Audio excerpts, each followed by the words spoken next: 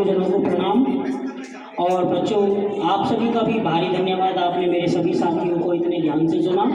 और सच में जैसा रोहित सर ने कहा था कि हाँ, एक बात तो देखो, मैं आपके बारे में ज़्यादा नहीं जानता, लेकिन पिछले 20 मिनट के आधार पर एक बात मैं बिल्कुल बोल सकता हूँ। मैं भी कभी छात्र था, आज मैं एक स्कूल में पढ़ाता हूँ, आप लोगों को ऑनलाइन भी पढ़ाता हूँ। उसके आधार पे कि बाकी कुछ हो ना हो, बाकी कुछ हो ना हो, बेटा आप में अनुशासन तो है।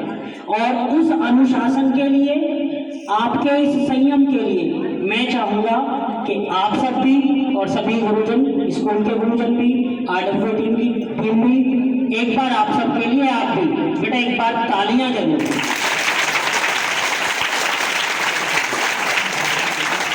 क्योंकि बेटा जीवन में सबसे बड़ी सफलता क्या है? जीवन में सबसे बड़ी सफलता है जब कोई हमारे लिए तालियां बजाए। क्योंकि आज की डेट में लोग तालियां बजाने के लिए भी पैसे दे के बुलवाते हैं। आज की डेट में लोग तालियां बजाने के लिए भी पैसे दे के बुलवाते हैं। और अगर आपको अपने लिए तालियां बजाने का मौका मिल रहा है तो शायद इससे बेहतर कुछ नहीं। ठीक है बेटा, बेसिकली मैं कॉमर्स का टीचर हूँ, लेकिन मुझे पता चला कि यहाँ पर कॉमर्स नहीं है, तो मैं ज़्यादा कॉमर्स के बारे में तो नहीं बता पाऊंगा आप लोगों को। लेकिन मैं एक बात कहना चाहूँगा कि मैं आप में से किसी एक से भी ये जानना चाहता हूँ, सफलता क्या है? भाई हमें मोटिवेशन क्यों चाहिए सफल होने के लिए? हमें पढ़ाई लिखाई क्यों करनी है सफल होने के लिए? हमें शिक्षा क्यों चाहिए सफल होने के लिए? लेकिन बेटा सफलता क्या है?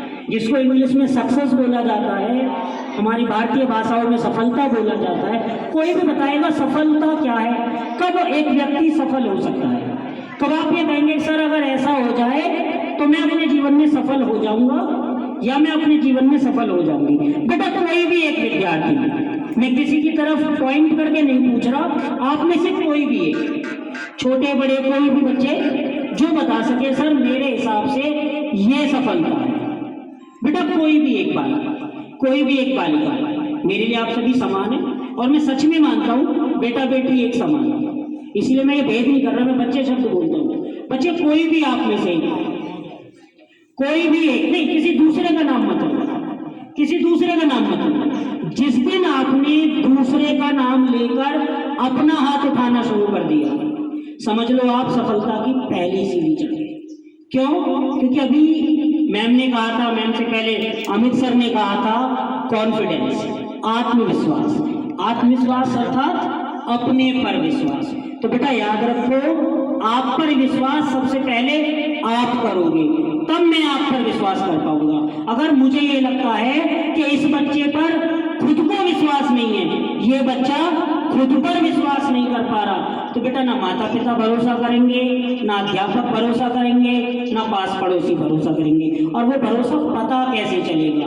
वो भरोसा पता चलेगा आपके बात करने के लहजे से। जब आप ये नहीं कहेंगे कि भाई तुम बता दो, तुम हाथ उठा के कहोगे सर सबसे बड़ी सफलता तो यही है कि मैं अपना हाथ उठा पा रहा हूँ, मैं किसी दूसरे का नाम नहीं ले रहा, मैं खुद बता पा रहा हूँ। सबसे बड़ी सफलता कि आपने सफल होने की शुरुआत कर दी है। और आप हमेशा याद रखो बेटा, हम जहाँ हैं वहाँ हमारा अभी जीवन चल रहा है। माता पिता है वो सारे काम कर रहे हैं, लेकिन एक दिन ऐसा आएगा माता पिता बैक स्टेज में हो जाएंगे, आपको फ्रंट सीट पर आना पड़ेगा। तब क्या आप उनको वही खुशियां दे पाएंगे जो वो कम से कम आपको दे? उसके लिए आपको क्या करना पड़ेगा बेटा? पढ़ना पड़ेगा। आपको जीवन में कुछ ना कुछ मुकाम हासिल करना पड़ेगा। और उस मुकाम के लिए अगर आप केमिस्ट्री पढ़ते हैं तो बेटा ऐसी केमिस्ट्री पढ़ो कि आप चलती फिरती लाइब्रेरी हो जाए। कोई बच्चा आपसे पूछे केमिस्ट्री क्या है, तो आप उसके बताओ बेटा ये केमिस्ट्री होती है जिसमें हम विभिन्न प्रकार के रसायनों का अध्ययन करते हैं। केमिस्ट्री के 2 भाग होते हैं, पहला भाग ये है, दूसरा भाग ये है। कोई आपसे पूछे फिजिक्स क्या है, तो आप उसको फिजिक्स में सब कुछ बता सके। कोई आपसे पूछने लगे बेटा कॉमर्स क्या है, तो ठीक है सर हमने कॉमर्स नहीं पढ़ी, लेकिन हमें उसकी बेसिक जानकारी है। क्यों? क्योंकि बेटा आज की डेट में अगर आप किसी भी कॉम्पिटेटिव एग्जाम यानी प्रतियोगी परीक्षा को देने जाएंगे तो भले ही आप साइंस के विद्यार्थी हैं, वहाँ पर साइंस भी पूछी जाएगी, वहाँ पर गणित भी पूछा जाएगा, वहाँ पर आपका जनरल नॉलेज भी पूछी जाएगी, आपके इतिहास भूगोल भी पूछे जाएंगे, थोड़ी सी अर्थव्यवस्था भी पूछी जाएगी। तो आपको सभी चीज़ें पढ़नी है और बिल्कुल ऐसे पढ़नी है कि पहली परीक्षा ही मेरी आखिरी परीक्षा बन जाए। पहली परीक्षा ही मेरी, अब वो बनेगी कब? जब हम उसमें रुचि बनाएंगे, मेहनत करेंगे, सफल होंगे, रिजल्ट हमारा किस में आएगा? सेलेक्टेड स्टूडेंट्स में आएगा और आपके घर पे मिठाई आएगी। ठीक है। और आप में से मेरे हिसाब से ऐसा कोई बच्चा है जो अपने माता पिता को अपनी सफलता की मिठाई ना खिलाना चाहता हो? प्रधानाचार्य जी के पास अब से 4 साल बाद, सर जी के पास, मैम के पास अब से 4 साल बाद मिठाई का डिब्बा लेके ना आना चाहता हो कि पहले तो पूरे 4 साल पढ़ाई करो, फिर सिलेक्शन करवाओ, फिर यार दोस्तों को और अध्यापकों को मिठाई खिलाओ। इतना कंजूस तो आप में से कोई नहीं होगा, या कोई है?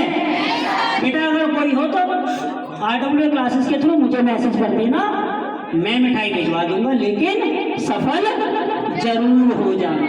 और सफलता क्या है मैं आपको बताता हूँ। सफलता आपकी किसी सरकारी नौकरी में है लेकिन वो वाली नहीं है। सफलता आपके विधायक MP बनने में है लेकिन वो वाली नहीं है जिस सफलता को मैं बताना चाहूँगा। सफलता वो होगी जिस दिन सर ये कहें ये मेरा स्टूडेंट है। सफलता वो होगी जिस दिन प्रधानाचार्य जी ये कहें ये मेरा स्टूडेंट है।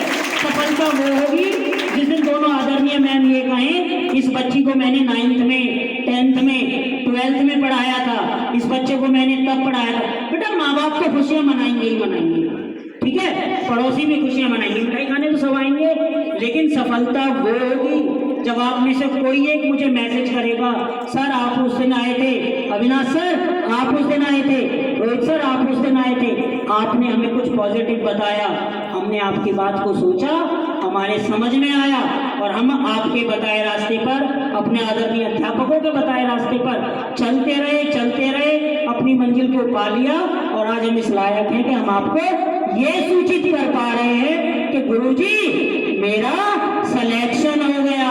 गुरुजी अब बताओ आप आओगे या मैं आ जाऊं? ठीक है बेटा हमें मत बुलाना, ठीक है, कोई जरूरत नहीं है, लेकिन बता जरूर देना, क्योंकि जिस दिन मुझे ये पता चला कि मेरी वजह से, मेरी बताई किसी लाइन की वजह से मेरा कोई विद्यार्थी सफल हो गया, मैं ये समझूंगा मैं सफल हो गया। सारे आदरणीय अध्यापक समझेंगे ये सफल हो गए। बड़ों को क्या चाहिए बेटा? छोटों की खुशी। आप खुश तो हम खुश, और हमारी खुशी ही हमारी क्या है? आपकी खुशी हमारी खुशी, और हमारी खुशी हमारे लिए क्या है? सफलता का दूसरा नाम। क्योंकि कोई भी सफल दुखी होकर नहीं होता। सफलता का जो हम और कॉलेज में क्या कहते हैं बेटा उसको, मतलब पार्टी जो करते हैं सफलता की, जो हम एक दूसरे को पार्टी देते हैं, तो खुशी में देते हैं या दुख में देते हैं? जश्न हमेशा खुशी में मनाया जाता है। तो बेटा कुछ भी पढ़ो, आपको बताने वाले बहुत हैं, कैसे पढ़ना है, क्या पढ़ना है ये आपका डिसीजन है, लेकिन ऐसा जरूर पढ़ना। अगर आप 9वीं में हैं तो 9वीं की चीजों को ऐसे पढ़ना कि दोबारा 12वीं के बाद फिर से ना पढ़ना पड़े। आप 10वीं में हैं तो 10वीं के एक एक टॉपिक को ऐसे पढ़ना कि जब Delhi police, UP police, army, bank या फिर किसी और डिपार्टमेंट की तैयारी करो तो दोबारा से 10वीं ना पढ़नी पड़े। और बेटा अगर 11वीं 12वीं में हो तो भी ऐसे पढ़ना कि इसको दोबारा से ना पढ़ना पड़े। तो कैसे पढ़ेंगे? जोर से, सिर्फ अच्छे एक एक चीज को बेहद बारीकी से पढ़ना है। और आज जो पढ़ोगे वो कल काम आएगा, कल जो पढ़ोगे वो परसों की पढ़ाई में काम आएगा। और लास्ट में एक छोटी सी कहानी मैं सुनाऊंगा लगातार पर, कंटिन्यूटी पर। बेटा एक बालक था, बहुत पुराने जमाने की बात है, एक बालक था, पहले गुरुकुल पद्धति थी। गुरुकुल तो समझते हैं ना, स्कूल बहुत दूर होते थे जंगल में, वहाँ पे बच्चों को छोड़ाते थे माता पिता, 10 साल 15 साल जितनी पढ़ाई होती थी वो वहीं रहते थे। जैसे आजकल हॉस्टल बोल देते हैं, तो पुराने जमाने के हॉस्टल थे। तो वहाँ पे बेटा उस बच्चे का एडमिशन करा दिया। अध्यापकों ने भी पूरी कोशिश करी, बच्चे ने भी पूरी कोशिश करी, उसके दिमाग में कुछ नहीं आया, उसके दिमाग में कुछ नहीं आया। साल 2 साल पूरी कोशिश करते रहे, बालक जैसा था बिल्कुल ऐसा ही आया, जीरो था जीरो ही रहा वो, हीरो बनने की तरफ वो चला ही नहीं। ठीक है, क्योंकि पढ़ाई कैसी होनी चाहिए, जीरो से हीरो की तरफ। अब हीरो का मतलब बेटा फिल्मी हीरो की बात नहीं कर रहा मैं, ठीक है, मैं हीरो की बात कर रहा हूँ, जीवन में हीरो बनना, चरित्र के आधार पे हीरो बनना, शिक्षा के आधार पे हीरो बनना। तो फाइनली क्या हुआ कि जो उनके गुरुजी थे, जो सबसे बड़े गुरुजी थे, जैसे प्रिंसिपल साहब हैं, ऐसे ही जो उनके गुरुकुल के गुरुजी थे, उन्होंने उस बालक को बुलाया, एक पोटली में उसके चना चबेने जो भी खाने के थे वो रखे, और उस बालक के आगे दोनों हाथ जोड़ के बोले, बेटा शायद तुम्हें देवता ही पढ़ा सकते हैं, मैं और मेरे साथी तो मनुष्य हैं, मैं और मेरे साथी तो मनुष्य हैं, हमारे पास वो विद्या नहीं जिसका दान हम तुम्हें कर दें, बेटा आप हमें माफ करो और आप अपने घर के रास्ते को पकड़ो। अब वो बालक बोला, भाई चलो सही है, फंद कटा, पीछा छूटा, चलो घर। रोज की दुखद था, परेशानी थी, मुझे बहुत परेशान करते थे, चिढ़ाते थे। अब वो चलते चलते, पुराने जमाने थे बेटा, पैदल ही रास्ते का सफर था, अब वो पैदल चलता रहा, तो आपकी दोपहरी हो गई, सूरज सर पे आ गया, बालक को भूख लगी, तो उसे एक कुआं दिखाई दिया, उसने सोचा इस कुएं पे खाना भी खा लूंगा, पानी भी पी लूंगा, थोड़ी देर आराम भी कर लूंगा, बढ़िया पेड़ भी है, फिर अपना रास्ते को पकड़ूंगा, शाम तक मम्मी पास पहुंचूंगा, मम्मी घी पूरी बनाएंगे, मजे से खाऊंगा, हॉस्टल में तो ऐसा ही मिला है, गुरुकुल में तो ऐसा ही मिला है। तो खाना जब उस बच्चे ने खा लिया, तो वो पानी के लिए रस्सी चलानी पड़ती है बेटा, कुएं का रात्रि में से किसी ने कभी पानी निकाला हो तो रस्सी बंधी होती है, उसमें बाल्टी थी या जो भी रहा होगा, मग्गा बाल्टी जो भी। अब वो उस रस्सी को खींचने लगा तो उस बालक की नजर पड़ी कि जहाँ पे कुएं की दीवार खत्म हो रही है और रस्सी बाहर को वापस आ रही है, वहां पे घिसी हुई है दीवार, क्या है, घिसी हुई, जैसे ये जगह दीवार घिसी हुई है और अच्छी खासी उसमें दरार बनी हुई है। अब वो बात एकदम बालक के दिमाग में लगी कि अगर रोज एक ही जगह रस्सी चलाने से पत्थर भी घिसा जा सकता है। अब बेटा मैं पॉइंट पे आता हूँ कि अगर रोज एक ही जगह एक ही तरीके से रस्सी चलाने से, रस्सी खींचने से पत्थर भी घिसा जा सकता है, तो बायोलॉजी की भाषा में मैं तो एक जीव हूँ, मैं तो एक मानव हूँ, और मेरे अंदर क्या है, दिमाग है, पत्थर तो नहीं है ना। तो अगर मैं कोशिश करूं, अगर मैं प्रयत्न करूं, क्या इसका कुछ नहीं हो सकता। उसने फौरन पानी पिया, वापस गांव की बजाय, घर की बजाय वापस गुरुकुल के रास्ते पर शाम तक पहुंच गया। देखते ही उसके जो प्रधानाचार्य जी थे, जो अध्यापक थे, उससे ज्यादा साथी रहे, तो फिर वापस आ गया। बोला गुरुजी अब तक जो हुआ सो हुआ, आज का दिन है, एक बार और मौका दे दो। और बेटा जिनके बारे में मैं बता रहा हूँ, आज की डेट में हम उनको महर्षि याज्ञवल्क्य के नाम से जानते हैं। अगर आप में से कोई भी संस्कृत के बारे में जानता होगा तो उनका नाम भारतीय दर्शन में बहुत बड़ा है। एक ऐसा बालक जिसे ये कह के भेज दिया था कि बेटा तुम्हें पढ़ाना देवताओं के वश की बात है, हमारे नहीं। उसने सिर्फ क्या पहचाना कि मुझे प्रयत्न तो करने हैं, मगर कैसे करने हैं, लगातार करने हैं, रोज करने हैं, कंटिन्यूटी के साथ करने हैं। तो मेरे बच्चों, मेरे छोटे भाई बहनों, यही बात मैं आपसे कहना चाहूँगा। आपके सब्जेक्ट आपने बहुत सोच समझ के लिए होंगे, आपके अध्यापकगण बहुत बढ़िया पढ़ाते हैं और हमेशा बढ़िया पढ़ाएंगे, लेकिन आपको भी हर बार ये सोच के पढ़ना है कि मेरी आज की पढ़ाई मुझे दोबारा ना पढ़नी पड़े, जिससे कि कल एग्जाम, भाई परसों एग्जाम होते हो तो आज हो जाओ, आज होते हो तो अब हो जाओ। समझे ना। बच्चे क्या कहते थे, गुरु गोविंद सिंह ने क्या कहा था कि कल करे सो आज कर, आज करे सो अब, कल में पढ़ ले हो जावे, तुम करोगे कब। इसी को मेरे एक साथी था, जब उससे हम कहते थे भाई पढ़ ले, तो वो कहता था आज पढ़ो सो कल पढ़ो, और कल पढ़ो सो परसों, हाथ पे हाथ धरे बैठे रहो, अभी पढ़े हैं परसों। नहीं बेटा, आपको उसके जैसा नहीं बनना। आपको कबीरदास जी की बात माननी है कि कल पढ़ो सो आज पढ़ो, आज पढ़ो सो अब, जाने का पेपर आ जावे, हम तैयार हैं सब।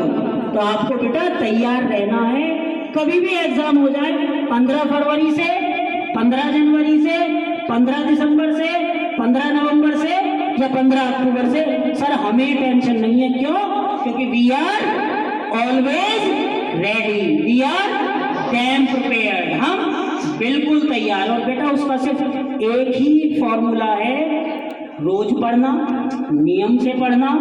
और वो पढ़ना कैसे है मैम बता देंगी, सर बता देंगे, क्या पढ़ना है वो सिलेबस बता देगा, लेकिन पढ़ना आपको है। और बेटा 9वीं 10वीं 11वीं 12वीं जितना बेहतर पढ़ लोगे आप सरकारी नौकरी या किसी भी अच्छी कंपनी, किसी भी अच्छे डिपार्टमेंट की नौकरी में उतने पास पहुंच जाओ।